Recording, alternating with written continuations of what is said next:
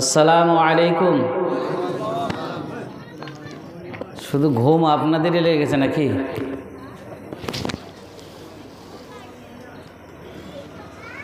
ইন্নাল হামদালিল্লাহি নাহমাদুহু ওয়া নাস্তাঈনুহু ওয়া নাস্তাগফিরুহু ওয়া নু'মিনু বিহি ওয়া নাতাওয়াক্কালু আলাইহি ওয়া নাউযু বিল্লাহি মিন শুরুরি আনফুসিনা ওয়া মিন সাইয়্যাতি আ'মালিনা মান ইয়াহদিহিল্লাহু ফালা মুদিল্লা লাহু ওয়া মান ইউদ্লিলহু ফালা হাদিয়া লাহু ওয়া আশহাদু আন লা ইলাহা ইল্লাল্লাহু ওয়াহদাহু লা শারীকা লাহু ওয়া আশহাদু আন্না মুহাম্মাদান আবদুহু ওয়া রাসূলুহু আম্মা বা'দ ফাইন্না খায়রাল হাদিসি কিতাবুল্লাহ ওয়া খায়রাল হাদিয়্যি হাদিয়্যু মুহাম্মাদিন সাল্লাল্লাহু আলাইহি ওয়াসাল্লাম ওয়া শাররাল উমুরি মুহদাসাতুহা ওয়া কুল্লু মুহদাসাতিন বিদআহ ওয়া কুল্লু বিদআতিন দালালাহ ওয়া কুল্লু দালালাতিন ফিন্নার। আম্মা বা'দু ফাআউযু বিল্লাহি মিনাশ শাইতানির রাজীম।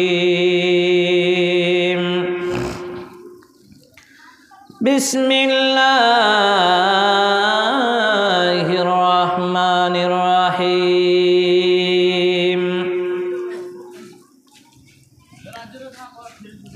ইন্নাল্লাহা ওয়া মালাইকাতাহু ইউসাল্লুনা আলান নবী ইয়া আইয়ুহাল্লাযীনা আমানু সাল্লু আলাইহি ওয়া সাল্লিমু তাসলিমা। আল্লাহুম্মা সাল্লি আলা মুহাম্মাদিন ওয়া আলা আলি মুহাম্মাদ কামা সাল্লাইতা আলা ইব্রাহিম ওয়া আলা আলি ইব্রাহিম ইন্নাকা হামিদুম মাজিদ। আল্লাহুম্মা বারিক আলা মুহাম্মাদিন ওয়া আলা আলি মুহাম্মাদ কামা বারাকতা আলা ইব্রাহিম ওয়া আলা আলি ইব্রাহিম ইন্নাকা হামিদুম মাজিদ। আউযু বিল্লাহি মিনাশ শাইতানির রাজীম। ওয়ালাকাদ যারানা লিজাহান্নামা কাসীরাম মিনাল জিন্নি ওয়াল ইনস লাহুম কুলুবুন লা ইয়াফকাহুনা বিহা ওয়া লাহুম আ'য়ুনুন লা ইউবসিরুনা বিহা ওয়া লাহুম আযানুন লা ইয়াসমাউনা বিহা উলাইকা কাল আনআম বাল হুম আযাল উলাইকা হুমুল গাফিলুন।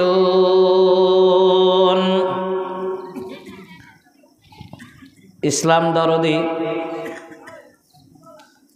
বয়োজ্যেষ্ঠ বয়োকনিষ্ঠ সমবয়স্ক যারা রাস্তাঘাটে দোকানের সামনে বসে সময় অপচয় করছেন, মেহেরবানি করে স্টেজের সামনে আসুন। প্যান্ডেলের যে আদব, মজলিসের যে আদব, সেটা আপনারা রক্ষা করতে দেরি না করে যত তাড়াতাড়ি পারবেন ছোট ভাইয়ের মতন আপনাদেরকে আহ্বান করছি, আপনারা একটু এখানে এসে একটু বসুন, বসে একটু আমাকে সহযোগিতা করুন। কিছু কথা যে আমি আপনাদের সামনে আলোচনা করতে চলেছি, আপনাদের সামনে না ফেলে আলোচনাটা করাটা আমার পক্ষে কষ্ট হবে। আমি আপনাদের জন্যই চিৎকার করব, ইহকাল এবং পরকাল সুখময় উজ্জ্বল করার জন্যে আমি যখন আপনাদের সময় দিতে রাজি আছি, আপনারা মেহেরবানি করে আসুন, এই জায়গায় বসুন। আর যদি মনে করেন রাত অনেক হয়ে গেছে, আমাদের আর শোনার প্রয়োজন নেই, তাহলে দয়া করে বলছি ঘুমটা নষ্ট না করে বাড়ি গিয়ে ঘুমিয়ে যান, তাতে নেকি পাবেন। অযথা সময় অপচয় না করে বাড়িতে সময় দেন, তাতে নেকির অধিকারী হবেন।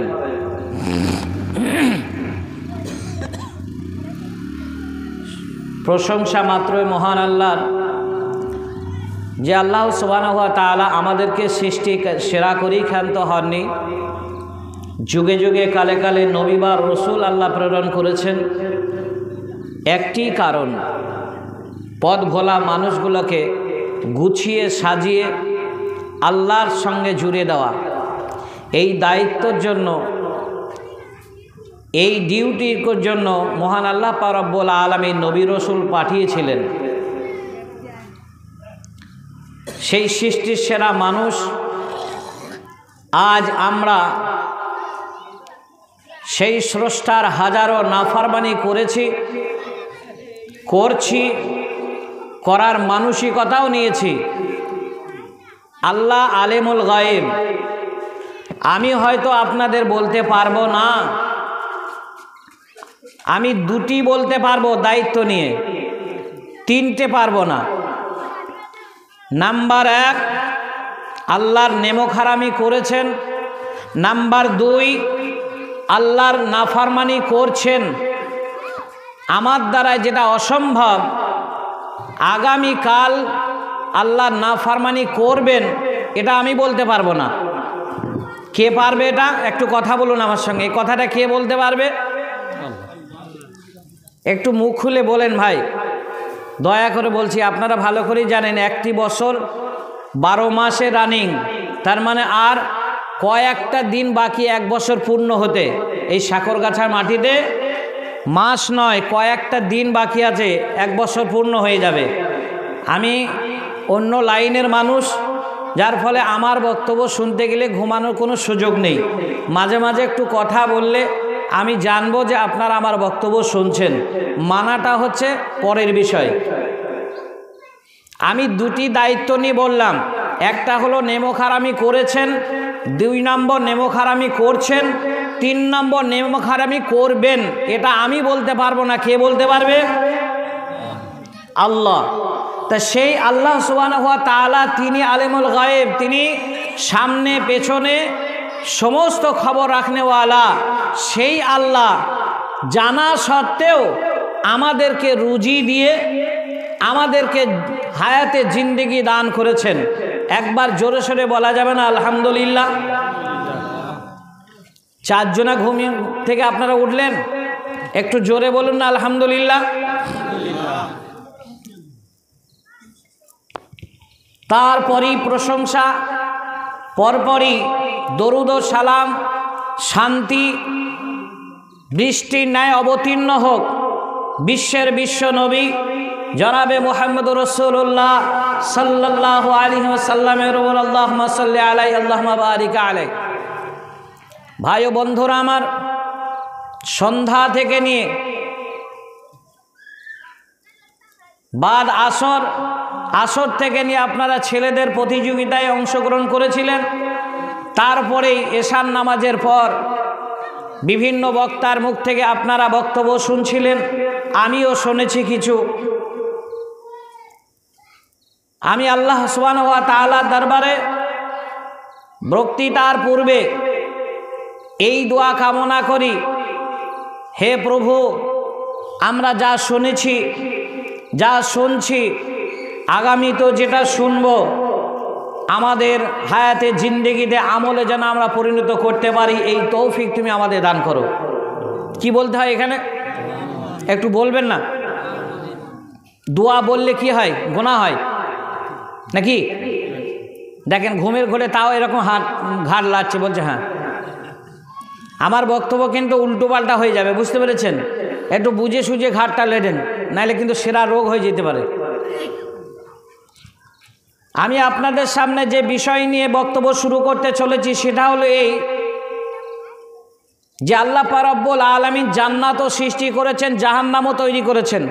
জান্নাত এবং জাহান্নাম দুটি স্থান আল্লাহর আদেশে তৈরি করা হয়েছে। তা সেই জাহান্নামী কারা হবে, কারা জাহান্নামে যাবে, সেই বিষয় নিয়ে কিছু আলোচনা করব। ওমা তৌফিক ইল্লা বিল্লাহ আলাইহি তাওয়াক্কালতু ওয়া ইলাইহি উনীব। আল্লাহ যতটুকু আমাকে তৌফিক দেবেন আপনাদের শোনার আমার বলার মাঝে, আল্লাহর কাছে দোয়া করি সকলকে যেন সুস্থ মস্তিষ্কে আল্লাহ যেন শোনার তৌফিক দান করুক। তবে আমি বক্তৃতার শুরুতে ভূমিকায় আমার যে বিষয় সেটা নিয়ে আসছি, তার আগে আমি একটু আপনাদের সঙ্গে আমি একটু বিনিময় করতে চাই। সেটা হলে যেমন একটা উপমা দিলে বুঝতে পারবেন। এক ব্যক্তি হুজুরের কাছে গিয়ে বলছেন, আমার বাড়িতে যে পানির কুয়া আছে, কি বলেন ওটা আপনারা? পানির ইঁদারা। তা পানির কুয়া বা ইঁদারা আছে, সেখানে একটা বিড়াল পড়ে মারা গেছে। কথাটা ভালো করে মূল্যায়ন করেন। তা বলল, সেই দুর্গন্ধ পানি আমরা বল্টি করে উঠিয়ে আর আমাদের ব্যবহারযোগ্য নেই, পানিটা দুর্গন্ধ হয়ে গেছে, কি করা যায়? বলল 100 বল্টি পানি ইঁদারা থেকে তুলে ফেলে দাও। হুজুরের কথা শুনে 100 বল্টি পানি তুলে ফেলে দেওয়া হলো। দুর্গন্ধ বাড়বে না কমবে? উত্তর দেবেন। বাড়বে। কিন্তু হুজুর বলেছেন কি কমবে। কথাটা উল্টো হচ্ছে না? হচ্ছে না? আবার গিয়ে জিজ্ঞাসা করলেন, হুজুর পানির দুর্গন্ধ কমা তো দূরের কথা, তার থেকে আরও বেড়ে গেছে। বলে আর 100 বালতি তোলো। আচ্ছা, এরপরে কমবে না বাড়বে? আপনারা বলছেন না কেন? বাড়বে। হুজুর বলেছে কমবে। আবার গিয়ে জিজ্ঞাসা করছেন যে আমার দুর্গন্ধ কমেনি, বেড়ে গেছে। তা বলল, আরে বিড়াল মরাটা তুলে ফেলেছো? তো বলছে তা তো আপনি বলেন নাই। আপনি বলেছেন কি 100 বল্টি পানি তুলে ফেলতে, বিড়াল তো তুলতে বলেন নাই। বলে আরে মাথা মোটা গদ্ধব কোথাকার, ওই বিড়াল মরা যেটা, ওই পশুটাকে আগে তুলে ফেলে দাও, তারপরে তো তুমি পানি তুলবে, দুর্গন্ধ যাবে। ইসলাম দরদি ভাই ও বাবা জীবনটা আমার বিষয়টা হলো এই উদাহরণটাকে সামনে রেখে আমি একটা আপনাদের সামনে ঘটনা দিই, তারপরে আমার মূল বক্তব্য দিকে ফিরে আসব। একটা নবীর নাম বলছি, আপনারা সকলে শুনে থাকেন, তো হাত উঠিয়ে একবার বলবেন শুনেছি আমরা। আল্লাহর সঙ্গে বাক্যলাপ করে তিনি একটা ডিগ্রি হাসিল করেছিলেন, কালিমুল্লাহ। এ নামটা শুনেছেন? সবাই হাত তুলতে পারলেন না। আমি নামটা পুরা যদি বলি, হজরতে মুসা কালিমুল্লাহ। এইবার শুনেছেন। উনি ছিলেন বানি ইসরায়েল বংশের নবী। বানি ইসরায়েল শব্দটা শুনেছেন, কোরআনের আয়াত দিয়ে আপনারা শুনেছেন। এখন বানি ইসরায়েল বংশের কোনো এক সময়, এক যুগে বৃষ্টি ছিল না। খুব ধ্যানের সঙ্গে আপনাকে শুনতে হবে বিষয়টা, তবেই আপনার ব্রেনটা ধোলাই হবে। তারপরে আমি যে বিষয়টা নিয়ে আপনাদের সামনে আলোচনা করব, সেটা আপনার কাজে লেগে যাবে ইনশাল্লাহ। আমি দায়িত্ব নিয়ে বলছি, আপনার কাজে লাগবেই। আর যদি এটা আপনি মনে প্রাণে যদি আপনি ভালো করে শ্রবণ না করেন, তাহলে আমার পরের বক্তব্যটা আপনার খুব একটা কাজে নাও লাগতে পারে। সেটা হলো কি, সংখ্যায় কম করে হলেও 70,000 মানুষ ছিল, বেদিন মানুষ। বেদিন বোঝেন তো? আমাদের বেদিন আছে? সবাই ঘাড় লাগছে, বলছে নাই। শেষে নিয়ে আসবো বেদিন আছে কিনা। এখন বললে তো পালিয়ে যাবেন, নাকি বলছেন? তা 70,000 কমপক্ষে তারা বেদিন ছিল, ইসলামের ভেতরে তারা ছিল না। অনাবৃষ্টি দেখে দেখলো আমার ইদারায় পানি নেই, খালে বিলে পানি নেই, কোথাও পানি বলতে কিছু নেই, তরল জাতীয় পানি, পানি জাতীয় তরল সব শুকিয়ে গেছে। ছোট্ট ছোট্ট শিশু তারা এমন কান্না করে যারা মায়ের দুধ ছাড়া দুনিয়ার কোনো খাবার এখনো খেতে শিখেনি। 6 মাস থেকে 1 বছর যে শিশুদের বয়স, ওই শিশুরা পর্যন্ত না খেয়ে তারা কান্না শুরু করে দিয়েছে। আপনি জঙ্গলে যাবেন, গাছের ভেতরে দেখবেন ছোট্ট ছোট্ট পাখির বাচ্চাগুলো ওই কয়েকটা আবর্জনার ভেতরে, কাটি খোঁচার ভেতরে ডিম থেকে বাচ্চা ফুটেছে। ওই বাচ্চা দেখবেন যখন ক্ষুধা লাগে, ওই ক্ষুধা নিবারণের জন্যে তার মা দেখবেন উড়ে উড়ে চলে যায় বিভিন্ন গাছ থেকে আর জমিন থেকে ছোট ছোট পোকা ধরে নিয়ে এসে যখন ধরতে যায়, বাচ্চাগুলো দেখবেন ওই ছোট্ট ছোট্ট পাখির বাচ্চাগুলো আকাশের দিকে ঠোঁট দুটো হা করে দেখবেন অপেক্ষা করে, আমার মা কখন আসবে, ক্যাচর ম্যাচর করে। মা যখন এসে যাবে, ওই মা যখন আওয়াজ দেবে, তার ভাষায় যখন বলবে শিশুকে যে আমি তোমাদের মা চলে এসেছি খাবার নিয়ে, ওই ছোট্ট ছোট্ট পাখির শিশু বাচ্চাগুলো দেখবেন তখন জোরে জোরে ক্যাচর ম্যাচর করে, ওগো মা আমার ক্ষুধা লেগেছে। ও বলবে মা আমার বেশি লেগেছে, আর একজন বলবে আমার বেশি লেগেছে। এইভাবে যখন তাদের পর্যাপ্ত পরিমাণ খাবার দিতে পারল না, তখন বাচ্চাগুলো দেখবেন তাদের কান্না বন্ধ হয় না। দেখেছেন এই দৃশ্য? আপনারা দেখেননি? আপনারা দেখেছেন তার মাটাকে ধরে এনে বিসমিল্লাহ বলে খেতে শিখেছেন, তাদের আর্তনাদ আপনারা অনুভব করতে শেখেননি। বাচ্চার যদি ক্ষুধা নিবারণ হয়ে যায়, ঠোঁট দুটো আর আকাশের দিকে থাকে না, নিচের দিকে করে তারা ঘুমিয়ে যায়, শুয়ে যায়, মা উড়ে চলে যায়।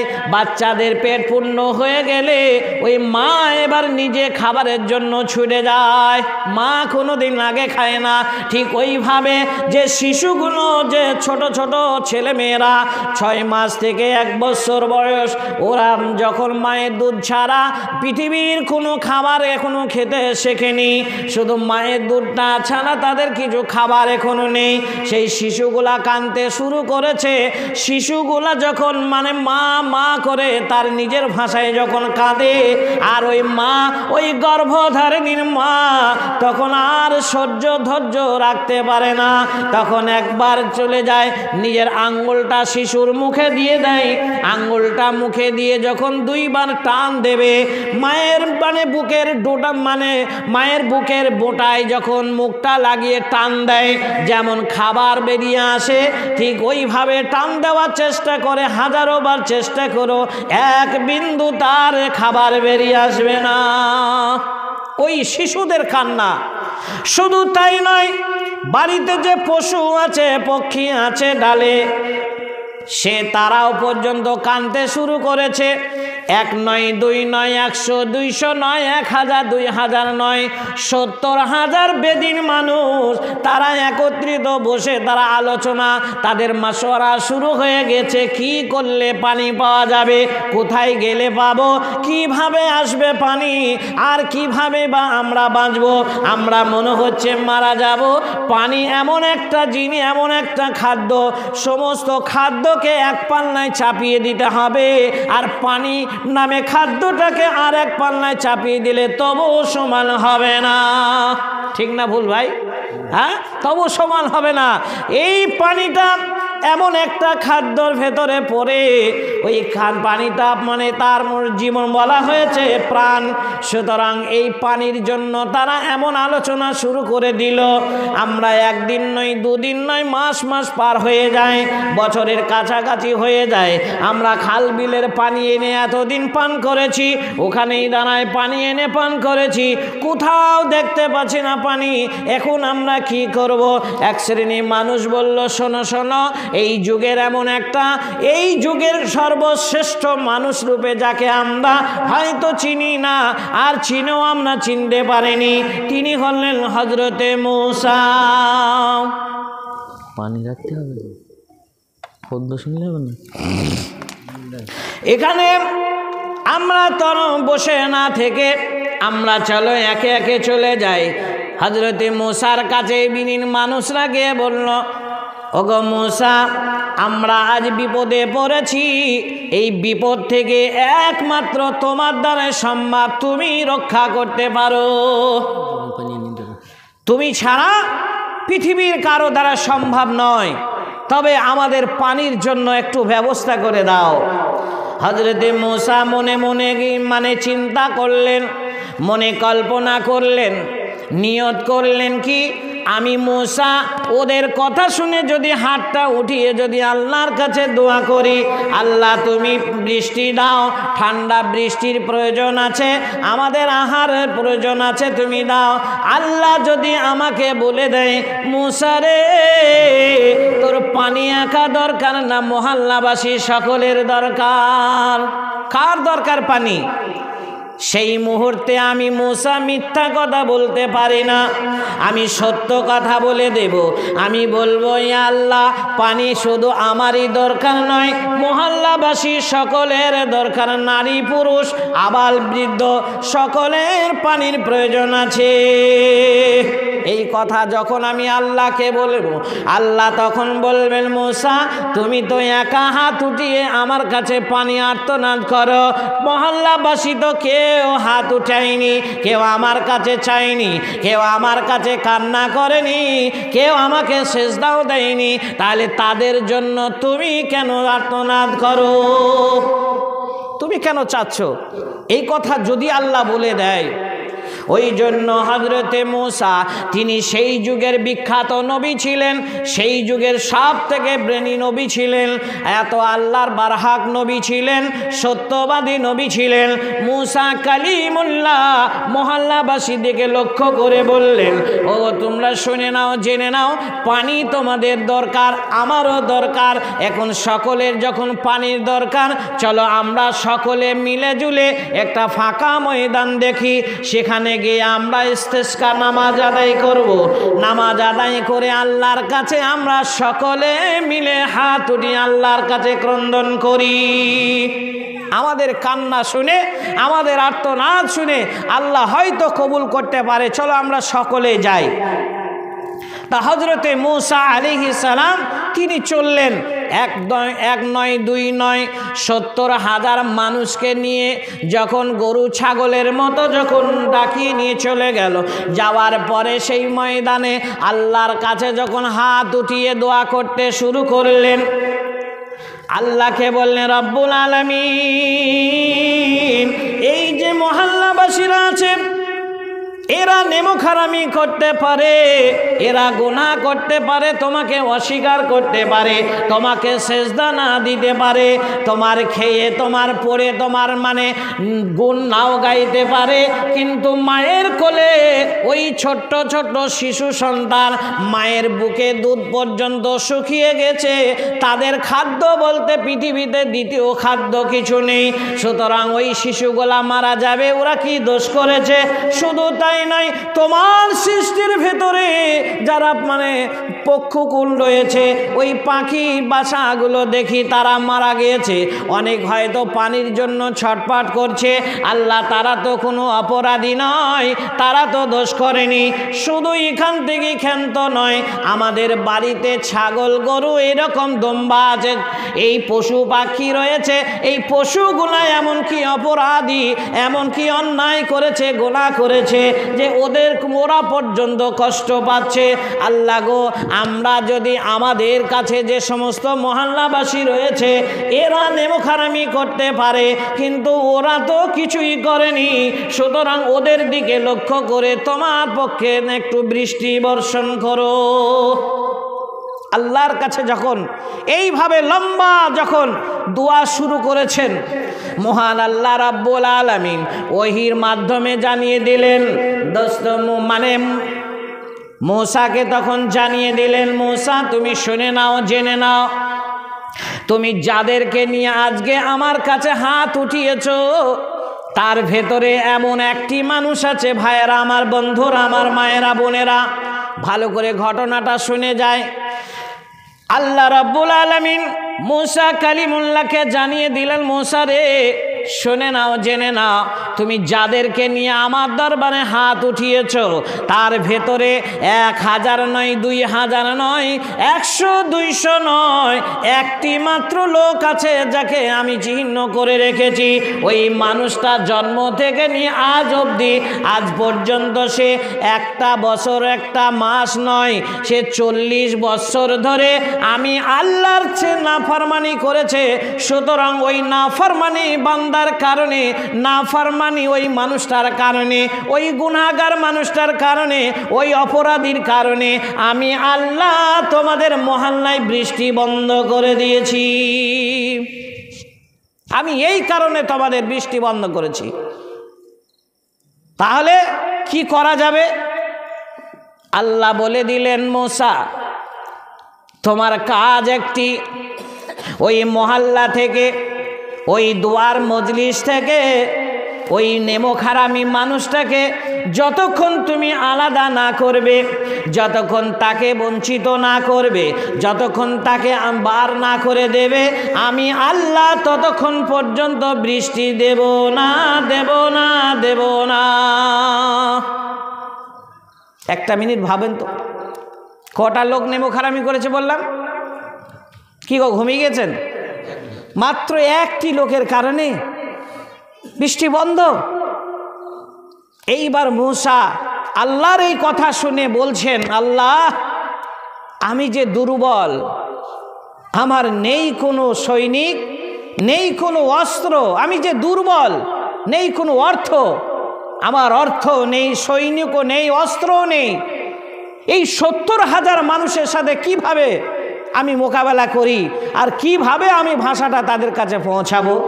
আমাকে এমনি ওরা মানে না, আবার যদি এ কথা বলি, না জানি যদি নেতাগদের কেউ হয়ে যায়, নেতা মানে তো বুঝেন ভালো করে আপনারা, এটা বোঝাইতে হবে না আপনাদের, তা যদি নেতাগদের কেউ হয়ে যায় তাহলে আমি মূসার আর ঠিকই পাওয়া যাবে না, নাকি বলছেন? মোরলের ছেলের বিচার হয় এখন? হয়?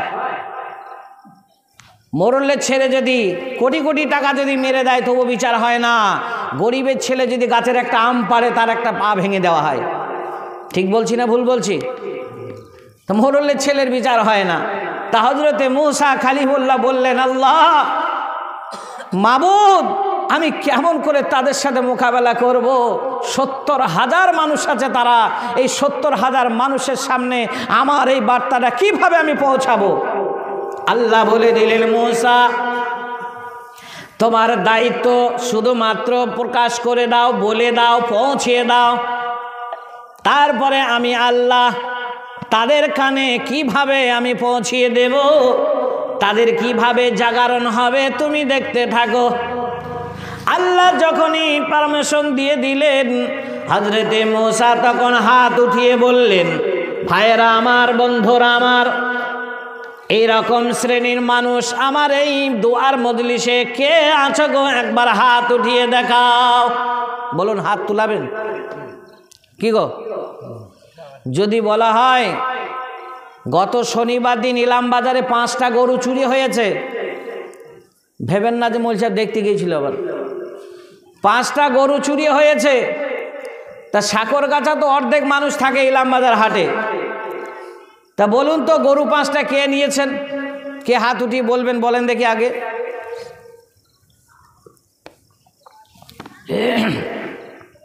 যদিও নিয়ে থাকে, বলার মতন মানুষ খুবই কম, সহজে বলা যাবে না। যদিও বলতে হয় মৌলভী সাহেব যখন স্টেজ থেকে নামবে ঘরের ভেতরে গিয়ে 1000 টাকার নোট ধরিয়ে দিয়ে বলবো, মৌলভী সাহেব এই 1000 টাকা শুধু মুখটা বন্ধ রাখার জন্য দিলাম, ও গরু 5টা আমার বাড়িতে আছে। এরকম হবে না? হবে না? এখন মুসা আলাইহিস সালাম যখন বলে দিলেন, কে আছো গো এই দোয়ার মজলিসে, এই 70,000 ভেতরে 40 বছর আল্লাহর নাফরমানি করেছ, সেই হতভাগাটা কে? তোমার কারণে আল্লাহ বৃষ্টি দেয়নি, অনাবৃষ্টি, এই হাহাকার দেখছ, এই মরুভূমি হয়ে গেছে, ছেলেরা মেয়েরা শিশু বাচ্চারা পশু পক্ষী তারা পর্যন্ত ক্রন্দন করে, তাদের আর্তনাদ শুনে তোমাদের কি দিলে একটু নরম হয় না? কে আছো তুমি? দেরি না করে আর এতগুলা নিষ্পাপ লোকগুলাকে তুমি মারার চেষ্টা করো না, এতগুলা লোকের ক্ষতি তুমি আর করো না। তুমি যা করেছো এই মুহূর্তে তুমি এই মজলিস থেকে একটু আলাদা হয়ে যাও। একটা প্রবাদ বাক্যে বলে না, চোরের মন পুলিশ পুলিশ, এটা ভাষা আছে তো আপনাদের দিকে? যেখানে টকের ভয় সেখানেই টকের ভয়ে তেঁতুল তলায় বাস, যেখানে বাঘের ভয় সেখানেই সন্ধ্যা হয়। এগুলো মনে হয় আপনাদের চালু আছে, থাকারই কথা। এমন কোনো বাইরের দেশের লোক আপনারা নয়। তা এখন যে ব্যক্তি এই ঘোষণা শুনেছে আর এই কেস যার ভেতরে আছে, এই দোষের দোষী যে, সে তখন একবার এরকম তাকায় ডাইনে, আবার বাঁ দিকে তাকায়, সামনে তাকায়, পেছনে তাকায়। কেন বলুন তো? চোরের মন কি? একটু কথা বলেন, একটু বলেন যে আমরা জিন্দা আছি, কমপক্ষে এইটুকু বলেন। Police police. তো এ চতুর্দিকে তাকিয়ে বলছে, তাই তোরে একদিন নয়, দুদিন নয়, 40 বছর আল্লাহ নাফরমানি করেছে, হতভাগা কে রে? ও ভাবছে হয়তো আমি তো করি, তা আমার থেকে আবার বড় নেমো খারামি কে করে? নিশ্চয় বড় কোনো মাল আছে এখানে। এ তখন চতুর্দিকে তখন এরকম দেখে চাতক পাখির ন্যায় দেখতেই থাকে। দেখার পরে দেখছে কোনো মানুষ তো কই মজলিস থেকে আলাদা হয়নি, কেউ তো বার হলো না। কারণটা কি? তাহলে কি সেই পোড়া কপালটা কি আমি নাকি? বদনসিব সেই ছেলেটি, সেই ব্যক্তিটি কি করলো জানেন? কথাটা এই জায়গাটা হারিয়ে যাবেন না। এই জায়গাটা কমপক্ষে আপনারা ব্রেনে রাখার চেষ্টা করুন। মানুষটা কিভাবে তওবা করেছিল। আমাদের তওবাটা কেমন? আমাদের তওবা হচ্ছে কি জানেন? চোদ্দ বৈশাখে যখন আমরা মাঠে থাকি, আষাঢ় শ্রাবণ মাসে যখন আমরা দূরের মাঠে চলে যাই, আর সেখানে যদি ছাগল বা গরু যদি চড়াই করতে যায়, আর সেখানে যদি মেঘ যদি ঘন ঘন 2-4টে যদি ডাক পড়েও যায়, তখন আমরা কি করি জানেন তো? ওই মোষের বা গরুর লেজটা ধরে বলি, আল্লাহ এবার কার মতন বাঁচিয়ে দাও, আর নামাজ ফেল করব না, এবার বাঁচিয়ে দাও, বাড়ি পৌঁছিয়ে দাও, ছেলে মেয়ের মুখটা যেন আল্লাহ দেখতে পায়, এই মাঠে যেন আমার বাজ পড়ে মরণ যেন হয় না। আল্লাহ এটা ডাকুনি শুরু হয়ে গেছে, আমি কি করে বাড়ি যাব? তওবা করে না করে না? এই না হ্যাঁ না বলবেন। তওবা করে না করে না? তওবা করে। কিংবা সেই লোকটা হয়তো বাড়ি চলেই এসেছে মেঘের আগে, ভাঙাচোরা ফাটাফুটো বাড়ি, বাঁশের খুঁটি ধরে, একটা বাঁশের খুঁটি ধরেছে স্ত্রী, আর একটা খুঁটি ধরেছে সে নিজে, আর একটা খুঁটি ধরেছে ছেলে মেয়ে, আর একটা খুঁটি ধরেছে তার বৃদ্ধ মাতা পিতা। তখন কাঁদছে, হায় আল্লাহ বড় বড় বাড়ির দিকে তুমি যাও, এ আমাদের এই ভাঙাচোরা ফাটাফুটো বাড়িটা যেন উল্টিয়ে না যায় আল্লাহ, আর জীবনে করতে পারবো না, এ ভুল যা করেছি আল্লাহ, তোমার কাছে তওবা করে ফিরে আসছি, আগামীকাল ফজরের আগে উঠে যাব আল্লাহ, 5 ওয়াক্ত নামাজ পড়বো, হালাল খাবো, সত্য কথা বলবো, আমাকে আজকের মতন এই যুগ মানে বর্ষে আমাকে ছেড়ে দাও, আমার বাড়ির যেন কোনো ক্ষতি না হয়। সবারই আর্তনাদ আল্লাহ শুনে বাড়িটা রক্ষাই করে দিল। চায়ের দোকানে এ বেটা কি গল্প করে জানেন? চায়ের দোকানে বসে এ তখন গল্প করছে, একজনা গিয়ে বলছে আমার খড়ের মাথাটা নাই, খড়ের কি বলেন, খড়ের গাদা বলেন, খড়ের গাদা না কি বলেন, পালুই, খড়ের পালুই, তা খড়ের পালুইয়ের মাথা নাই, আমার চালের মাথা নাই, আমার গোলার মাথা নাই, গোলা বলেন না কি বাকার বলেন, তা আমার গোলার মাথা নাই, কেউ বলে আমার ওই গরু রাখা ছিল সেই চালাটারও মাথা নাই, এরকম করে সবাই এসে গল্প করে। কেউ বলে আমার পাকা ঘরে চিলেকোটা ছাদ নাই, চিলেকোটার ওই মাথা না কি বলেন ওটাও নাই। আর এর ভাঙা ফুটো ছেঁড়া ফাটা বাড়ি, টিনের চাল, কি হয়তো সেখানে হয়তো আরও অন্য কিছু চাপানো ছিল। সে বলছে, তাকে জিজ্ঞাসা করছে, আরে তোর বাড়ির খবর কিছু বলছিস না যে? আমাদের এত পাকা বাড়ি, এত খড়ের গাছ, পালু টালু সব উড়ে গেল, তো তুই কিছু বল। তা বলছে আমার বাপ ভালো ঘরামি ছিল যে। ঘরামি বলেন না কি বলেন আপনারা যারা ঘর তৈরি করে, চাল টাল করে? বারুই। তা বারুই, তা আপনাদের ভাষা দিয়ে হোক বারুই। তা আমার বাপ ভালো বারুই ছিল, যার কারণে মজবুত করে তৈরি করে গেছে বলে আমার ঘরের কিছু হয়নি। আচ্ছা বলুন, এ তওবাটা কেমন হলো বুঝতে পারছেন? খুঁটি ধরে তখন কি বলেছিল? আর নেমো খারামি করবো না আল্লাহ, এবারকার মতন ঘরটা রক্ষা করো। ফজরের আগে উঠে যাব, তাহাজ্জুদের টাইমে উঠে 2 রাকাত সুন্নাত পড়ে মুয়াজ্জিনের আজান শুনে মসজিদে গিয়ে নামাজটা পড়ব। এইরকম তওবা করে চায়ের দোকানে সে ওঠা তো দূরের কথা, সে চায়ের দোকানে গিয়ে তখন বাবার প্রশংসা করতে লেগেছে, দাদার প্রশংসা করতে লেগেছে। আমাদের তওবাগুলো এরকম। এখন মুসা কালিমুল্লাহ যখন ঘোষণা দিয়ে দিলেন, ওই ঘোষণাটি শোনার পরে ওই 40 বছর নাফরমানি করা মানুষটা চতুর্দিকে দেখার পরে যখন দেখতে পেল না, কোনো মানুষ তার নজরে পড়ল না, তখন সে নিজে নিজে চিন্তা ভাবনা করে নিল, তাহলে ওই অত বড় হতভাগা মানুষটা অন্য কেউ নয়, দ্বিতীয় কেউ নেই এই মজলিসে আমি ছাড়া। গায়ের যে চাদরটা ছিল, ইস্তেসকা নামাজ পড়তে গিয়ে ঘাড়ে যে চাদরটা রাখতে হয়, পড়েছেন ইস্তেসকা নামাজ? কেউ হাত উঠিয়ে দেখান তো, সামনে যারা পড়েছেন হাত উঠান। মাত্র 2টি লোক, আর কেউ পড়েন নেই। ইস্তেসকা নামাজ পড়তে গেলে চাদর নিয়ে যেতে হয়। কেন? চাদরটা উল্টাইতে হয়, বুঝতে পেরেছেন? তো ইস্তেসকা নামাজ পড়তে গিয়ে তারা তখন ওই চাদরটা করেছে কি, ওই নেমোখারামি ব্যক্তিটা গায়ের ঘাড়ের চাদরটা নিয়ে তখন এইভাবে আমার দিকে তাকান, ঘাড়ের চাদরটা তখন সামনে মুখমণ্ডলটা এইভাবে ঢাকা নিয়েছে। এবার ঢাকা কেন নিল প্রশ্ন জাগতে পারে। ঢাকা এই জন্য নিয়েছিল, ও তখন চিন্তা ভাবনা করে নিল, হায় রে হতভাগা, আমি এমন একটা পাপী, আমি এমন একটা গুনাহগার মানুষ, পশুর থেকেও নিকৃষ্ট হয়ে গেছি আমি। আমার কারণে ছোট্ট ছোট্ট শিশুরা না খেয়ে মারা যায়, আমার কারণে পাখিরা মারা যায়, আমার কারণে পশুরা পর্যন্ত মারা যায়, আমার কারণে পিপিলিকা ছোট্ট ছোট্ট পোকামাকড় সব না খেয়ে মারা যায়। আমি এমন একটা গুনাহগার মানুষ, আমি যে কান্না করব, আমার চোখ দিয়ে যে পানি নির্গত হবে, ওই পানিটা পৃথিবীর কোনো মানুষ যেন জানতে না পারে। ওই চাদরটা তখন মুখটা এইভাবে ঢাকা নিয়ে আল্লাহকে তখন বলে দিলেন, ভালো করে জানে আমার ভেতরের খবর জানে কে?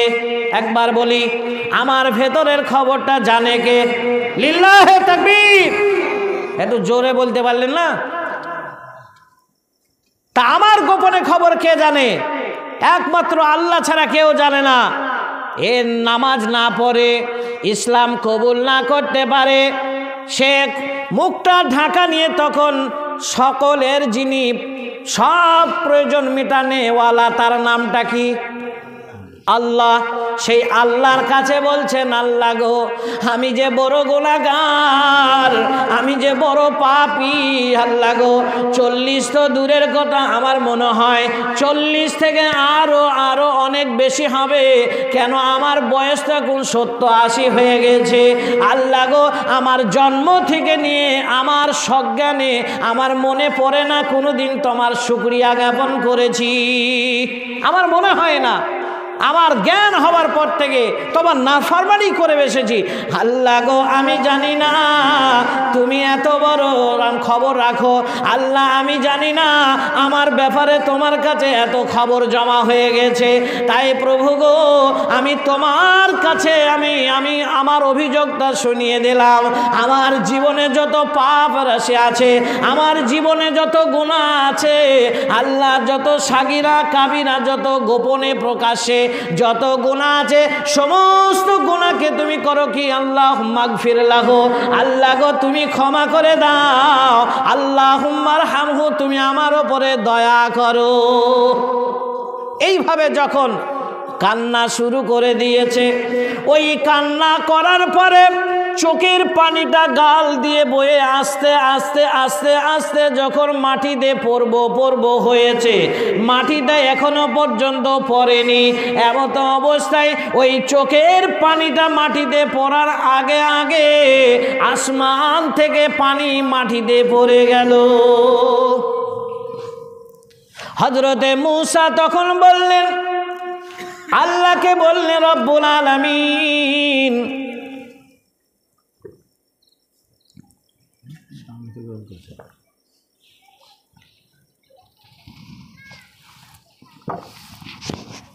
হে আল্লাহ, তোমার লীলা খেলা তো কিছুই বুঝতে পারলাম না। কিছুক্ষণ আগে তুমি আমাকে বুঝিয়ে দিলে, আমাকে জানিয়ে দিলে। মূসারে শুনে নাও, জেনে নাও, আমি আল্লাহ অতক্ষণ বৃষ্টি দেব না যতক্ষণ পর্যন্ত। কি শর্ত লাগানো হয়েছিল একটু বলেন? সামনে কেউ শোনেন না আমার বক্তব্য? যতক্ষণ পর্যন্ত ওই নেমো খারাম ব্যক্তিটা তোমার মজলিস থেকে আলাদা না হবে, এটাই বলছিলাম কিনা, ততক্ষণ আমি বৃষ্টি দেব না।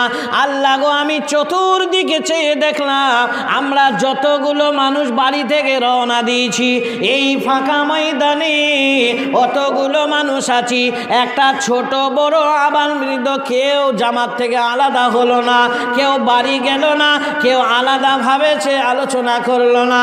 আল্লাহ তোমার লীলা খেলা তো বুঝতে পারলাম না, তুমি কেমন করে বৃষ্টি দিলে। আল্লাহ রাব্বুল আলামিন আবার ওহীর মাধ্যমে জানিয়ে দিলেন, মূসারে জেনে নাও, শুনে নাও, বুঝে নাও, আমি আল্লাহ কি না করতে পারি তুমি দেখতে থাকো। বললেন কি? আল্লাহ বললেন, মূসারে আমি যার কারণে এতদিন আমি তোমাদের বৃষ্টি বন্ধ রেখেছিলাম, যতদিন পর্যন্ত আমি তোমাদের বৃষ্টি দিইনি, ওই যার কারণে আজকে বৃষ্টি দিয়েছি তারই দোয়ার কারণে। আজকের বৃষ্টিটা তার দোয়ার কারণে, তার যে আর্তনাদ, তার যে তওবা, তার যে ত্যাগ, সেইটা আমি আল্লাহ এত পছন্দ হয়েছে আমার, যে তার দোয়ার বদৌলতে আমি তোমাদের ঠান্ডা বৃষ্টি বর্ষণ করলাম। তাহলে একটা মিনিট ভাবতে দিলাম আপনাদের, এই লোকটার তওবাটা কেমন ছিল? আল্লাহ কি ভেতরে খবর রাখে না? আল্লাহ কি ভেতরে খবর জানে না? তিনি সামনে পেছনে খবর কি তিনি রাখে না? আল্লাহ জানে এ তওবাটা কেমন করেছে। ওই বেটা বাপের প্রশংসা, দাদার প্রশংসা করে তোলপাড় করে তুলল। 5 ঘন্টা আগে বাড়িতে বসে বিবি বাল বাচ্চা সকলে ছোট বড় নিয়ে বাড়িতে যত খুঁটি থাম্বা ছিল ধরে যখন তওবা করছিল, সেই তওবা নয়, এর আন্তরিকতা, এ তওবাটা না